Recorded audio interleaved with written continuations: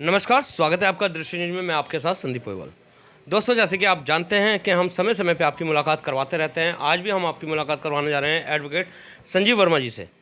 जबकि हम पहले भी आपकी मुलाकात करवा चुके हैं, लेकिन जो पहले मुलाकात थी उसमें हमेशा विवादों में रहने वाले एडवोकेट संजीव वर्मा के पुलिस के साथ इनका ज़्यादा विवाद रहता था, लेकिन अब ये राजनीति में भी कूद रहे हैं। क्या कारण है, जानते हैं इन्हीं की जुबानी। नमस्कार संजीव जी। नमस्कार, धन्यवाद आपका। संजीव जी, आप हमेशा विवाद में रहते थे, पुलिस की और अधिवक्ता के विवाद में, लेकिन अब आपका एक नया अवतार जन्म ले रहा है, यानी कि राजनीति की तरफ। अभी आपने फेसबुक जो सोशल मीडिया है उस पर भी एक ऐलान कर दिया है कि बहुजन से टिकट लेंगे। तो क्या कारण है कि आपने बहुजन पार्टी को ही चुना?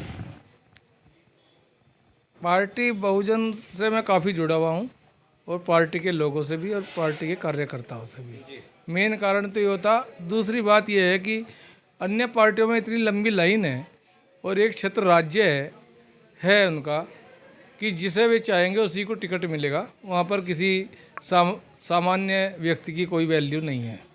तो बहुजन समाज पार्टी को मैंने इसलिए चुना कि मेरे ज़्यादा चाहने वाले भी वही हैं, गरीब तबके के लोग, और वहाँ पे शायद मुझे टिकट मिल जा। उन सब लोगों की इच्छा भी यही है कि मैं उनके काम आ सकूं। संजीव जी, अभी जैसे आपने बताया कि लाइन काफ़ी लगी हुई है और पार्टियों में, तो लाइन की अगर तो बात करें तो बहुजन में भी बहुत सारी लाइन है। यहाँ तक कि जो प्रत्याशी अभी निर्दलीय ऐलान कर रहे थे, बहुजन की तरफ रुख कर रहे हैं कि बहुजन पार्टी से अगर जो हम लड़ते हैं तो दलित और मुस्लिम वोट हमें मिलेगा। तो कहीं यही तो आपका इरादा नहीं है कि दलित और मुस्लिम को कैप्चर करने के लिए आपने बहुजन का साथ चुना? नहीं, ऐसा तो नहीं है। मैं दलित और मुस्लिम की बात तो नहीं कह सकता। मेरे ख्याल में मैं व्यक्तिगत 15-20 साल से सभी लोग यहाँ पर देख रहे हैं और सब जानते भी हैं, काफ़ी लोग जानते भी हैं मुझे। मैंने आज तक किसी धर्म या जाति का कोई समर्थन नहीं किया। जो गलत है मैं उसके खिलाफ खड़ा हुआ हूँ, चाहे वो लड़ाई प्रशासन से हुई हो चाहे शासन से हुई हो। मैंने उसमें कदम पीछे नहीं रखा। और वास्तविकता यह है कि वास्तव में ही मैं गरीब व्यक्तियों का एक छोटा सा वकील हूँ, और उनके दर्द को मैंने अपना दर्द बनाकर उनके कार्य किए हैं। सबसे बड़ा कारण तो यही था। रही बात, आपने बताया कि निर्दलीय प्रत्याशी भी लाइन में लगे हुए हैं। वो लाइन में जब लगे हैं जब उन्हें यह एहसास हो गया कि संजीव वर्मा को टिकट मिल सकता है। हो सकता है वे उन्हें कोई दूसरी राजनीतिक पार्टी ही खड़ा कर रही हो सिर्फ जीतने के लिए कि कुछ वोट बैंक कट जाएगा, क्योंकि फिलहाल तो बीजेपी को ये सबसे बड़ा खतरा है। और बीजेपी वाले कितने भी पैसे खर्च करके एक नहीं 4 कैंडिडेट भी खड़े करवा सकते हैं, सभी पार्टियों से भी करवा सकते हैं। अब ये तो पार्टी का मन है कि वो टिकट किसे दे, किसी बिकने वाले प्रत्याशी को दे या किसी जुबान के पक्के आदमी को दे। और शायद मैं फ़िलहाल दौड़ में हूँ। मैं ये तो नहीं कह रहा कन्फर्म कि मुझे टिकट मिल जाएगा, लेकिन जहाँ तक मुझे आशा है और गरीबों की और लोगों की दुआएं मेरे साथ हैं तो मुझे मिलेगा। और मेन इलेक्शन लड़ने का कारण यह है कि मैं आज तक हर जगह पास हूँ। सिर्फ एक ही जगह फेल होता था, जब किसी नेता का सही कार्य में फ़ोन आ जाता था और गलत आदमी का साथ प्रशासन और शासन देता था। तो उस कमी को पूरा करने के लिए मैं चुनाव की बारे में सोचा कि क्यों ना मैं अब के इन पे ही आमने सामने की लड़ाई लड़ूं। जी, अभी अभी बात आई है बीजेपी पार्टी की कि आप ही के द्वारा कि बीजेपी पार्टी जो है गरीब हितों की नहीं है। अगर जो बात करी जाए ओबीसी वर्ग की, तो आप भी ओबीसी में आते हैं, और बीजेपी जो है ओबीसी को बहुत ज़्यादा बढ़ावा दे के चल रही है, बहुत ज़्यादा साथ लेके चल रही है, और आप ओबीसी के होके फिर बीजेपी की खिलाफत कर रहे हैं। जो उत्तराखंड के शासन का नज़रिया और जो कार्यकाल रहा वो आप सब लोगों ने देखा है, और आप लोग इतने डीपली गए भी नहीं होंगे। मैंने न्यूज़ भी काफ़ी रुकती हुई देखी हैं। यदि मैंने भी कभी कुछ कह दिया तो वे भी कुछ न्यूज़ ऐसी हैं जो रोक ली गई हैं। कैसे रुकी मुझे नहीं पता, लेकिन रुकी हैं। मैंने उनका ज़्यादा विरोध भी नहीं किया, क्योंकि मीडिया वालों के तो मैं खिलाफ़ नहीं करना चाहता अपने प्रति, लेकिन उन्होंने मेरी आवाज़ भी उठाई है। मैं उनका सम्मान भी करता हूँ, सब लोग मेरे से लगाव भी करते हैं। रही बात बीजेपी की, बीजेपी का शासन देख रहे हैं लोग। शासन की बात नहीं है, शासन में कौन आदमी कैसा अंदर एंट्री कर रहा है उस पर सबसे बड़ा डिपेंड मामला है। और मेरे ख्याल में मैं लोकल भी हूँ, ओबीसी की भी बात आपकी सही है, लेकिन मेरे लिए सारी जाति सामान्य है, सब एक समान है। अगर जो मैं खुद व्यक्तिगत जिस जाति से हूँ वो भी गलत कार्य करेगा तो मैं उसका भी विरोधी हूँ, और ये सभी समाज के लोगों को पता है। संजीव वर्मा जी, आज तक आप वकालत कर रहे थे, कानूनी दांव-पेच बाखूबी जानते हैं। पॉलिटिकल से आपका दूर दूर तक का कोई नाता नहीं है, राजनीति से कोई नाता नहीं है।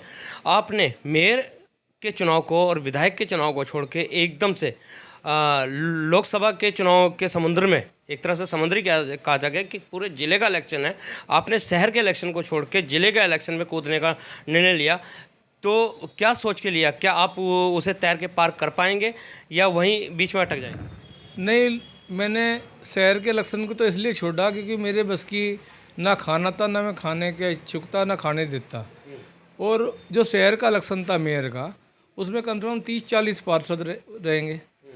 अब मेरा झगड़ा डेली एक से होना है, तो वो मैं करना नहीं चाहता था। मैं किसी को विरोधी भी नहीं बनना चाहता। लेकिन विधायक में तो पार्षद नहीं है ना। विधायकी का इलेक्शन जो है ये था कि एक शहर के लोग मेरे से खुश नहीं हो सकते।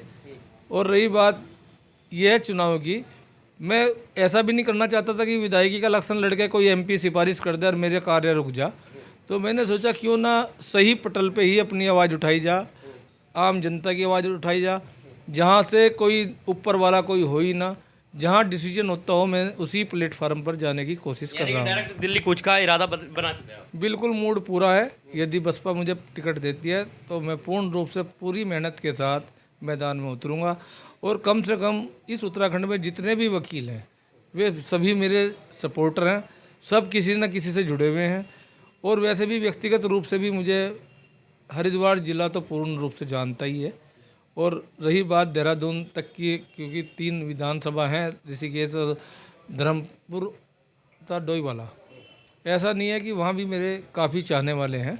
और अधिवक्ता भी वहाँ ऋषिकेश में भी 400 वकील हैं, 500, और देहरादून में तो 3500 वकील हैं। अभी जैसे कि आपने कल एक पोस्ट डाली है, एक स्टेटस डाला है लोकसभा के चुनाव को लेके बसपा पार्टी से, लेकिन अब यहाँ पे सवाल ये बन रहा है संजीव जी कि यदि बसपा पार्टी आपको टिकट नहीं देती है, और आपने अभी अधिवक्ताओं की बात करी है और दलितों की बात करी है, हर एक जाति की बात करी है, तो वो आपके सपोर्ट में है क्योंकि सपोर्ट की बात आई है।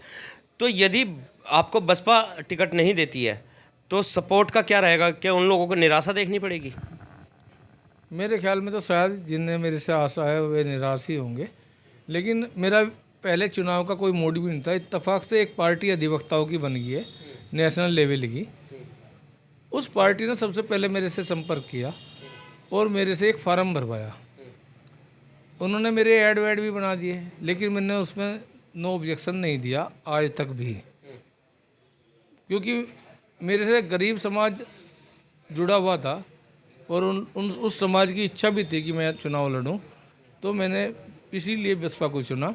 रही बात यह कि अन्य जो प्रत्याशी लगे हुए थे, कौन किस वजह से लगा हुआ था वो सबको पता है। पहले मेरी जब ज़रूरतें थी, जब मैंने अपनी ज़िंदगी चला ली, तो अब तो मेरी ज़रूरत भी पूरी हो गई है। मेरे दोनों तीनों बच्चे जो है कामयाब हो चुके हैं, मुझे किसी का कोई खर्चे का लोड नहीं है। बस सिर्फ एक इच्छा ये है कि जब कभी भी कोई चर्चा चले तो मेरा नाम याद आना चाहिए और दूसरों को एक सबक मिलना चाहिए कि ऐसे भी हो सकता है। चलते चलते एक सवाल, अभी जैसे कि सुप्रीम कोर्ट के वकील भी हैं, निरंतर धरने पे बैठे हुए हैं ईवीएम को लेके। ईवीएम के बारे में आप क्या कहना चाहेंगे? अगर जो बसपा भी आपको टिकट दे देती है या आपका विचार बन जाता है निर्दलीय भी, तो ईवीएम से चुनाव होना चाहिए या नहीं? देखो, अधिवक्ता बैठे हुए हैं, लेकिन वो किसी न किसी दल से जुड़े हुए हैं। हर एक की मेंटलिटी है।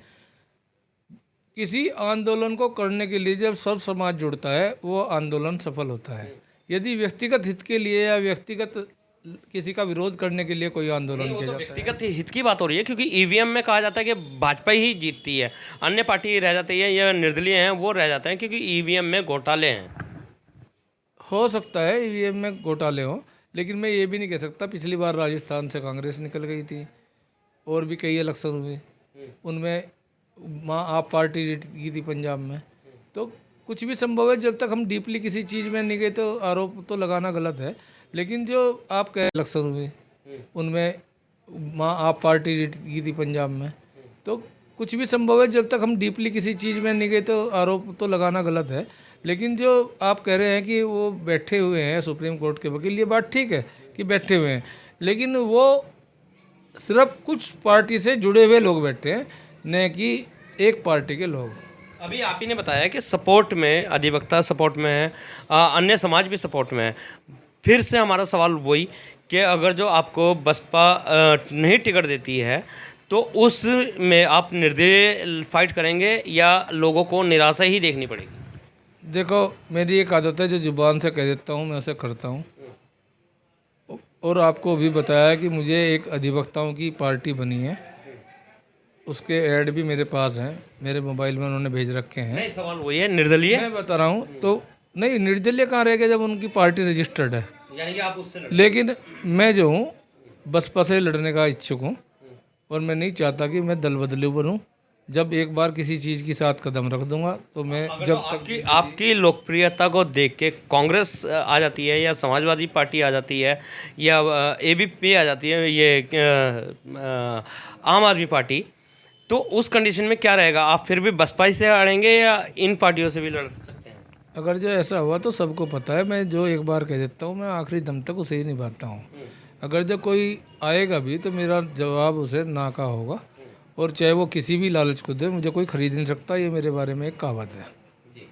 बहुत बहुत धन्यवाद हमारे साथ जुड़ने के लिए। तो ये थे हमारे साथ एडवोकेट संजीव वर्मा, जिन्होंने साफ तौर पे कहा है कि जो जुबान दे देता हूँ वही जुबान कायम रहती है। यानी कि इन्होंने पूरा मन बना चुके हैं बहुजन समाज पार्टी से ही चुनाव लड़ने का, क्योंकि बहुजन समाज पार्टी जो है दलित हित की पार्टी है और इनकी अपनी लोकप्रियता इतनी है कि लोकसभा में पूरी 3 या 4 तहसील आ रही है, जिसमें एडवोकेट की तादाद ज़्यादा है और दलित समाज इनके साथ, क्योंकि निरंतर ये दलित समाज के साथ रहते हैं। अभी बेड़ा प्रकरण में भी इन्होंने भूख हड़ताल किया और उनकी मांगों को पूरा करवाया। तो इसी तरीके के खास शख्सों से मिलवाते रहेंगे आपको। जब तक के लिए दीजिए इजाज़त। जय हिंद, जय भारत, जय उत्तराखंड।